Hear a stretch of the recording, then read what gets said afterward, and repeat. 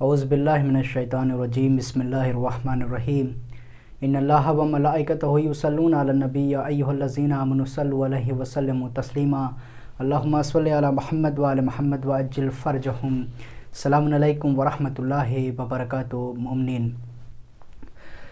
ایک دفعہ کا واقعہ ہے کہ ایک انجینئر جو تھا وہ 10ویں منزل کے اوپر کھڑا ہوا تھا اور 10ویں منزل کے نیچے مزدور کام کر رہے تھے، تو انجینئر کو کچھ کام تھا مزدور سے، لیکن اتنا شور و غل تھا کہ اس کی آواز جو تھی مزدور تک نہیں پہنچ رہی تھی، وہ بار بار مزدور کو آواز دے رہا تھا۔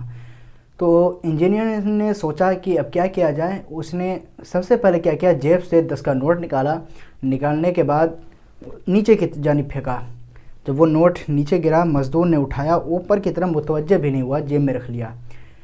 پھر دوسری دفعہ انجینئر نے کیا کیا کہ 100 کا نوٹ نکالا، پھر پھینکا، لیکن اس مزدور نے کیا کیا کہ نوٹ تو اٹھا لیا لیکن اوپر کی جانب نہیں دیکھا۔ عزیزان محترم، پھر انجینئر نے جیب سے 500 کا نوٹ نکالا اور اوپر سے نیچے کی طرف پھینکا کہ ہو سکتا ہے کہ اب یہ متوجہ ہو جائے میری جانب، لیکن پھر بھی وہ متوجہ نہیں ہوا۔ اس کے بعد اس نے کیا کیا انجینئر نے کہ ایک چھوٹا سا پتھر اٹھایا اور پتھر جو تھا اس کے اوپر مارا۔ کس کے اوپر؟ مزدور کے۔ جیسے ہی سر کے اوپر مزدور کے وہ پتھر لگا، وہ فوراً ہی آسمان کی طرف دیکھنے لگا۔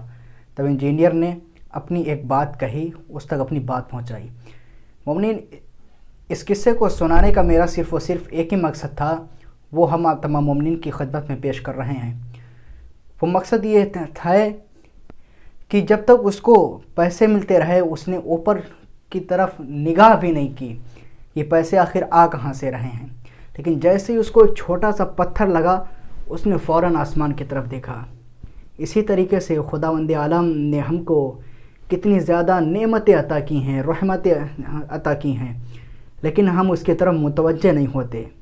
لیکن جیسے ہی ہمارے اوپر چھوٹی سی مشکل پریشانی آتی ہے تو فوراً ہی ہم اللہ کی طرف اپنا رخ کر کے اس سے دعا کرتے ہیں، فریاد کرتے ہیں۔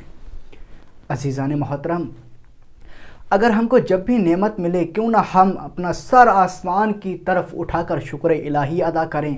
خداوند عالم قرآن مجید میں ارشاد فرما رہا ہے کہ اگر تم میری نعمتوں کا شکریہ ادا کرو گے تو پھر ہم تمہاری نعمتوں میں کمی نہیں کریں گے، بلکہ ہم اور اضافہ کر دیں گے۔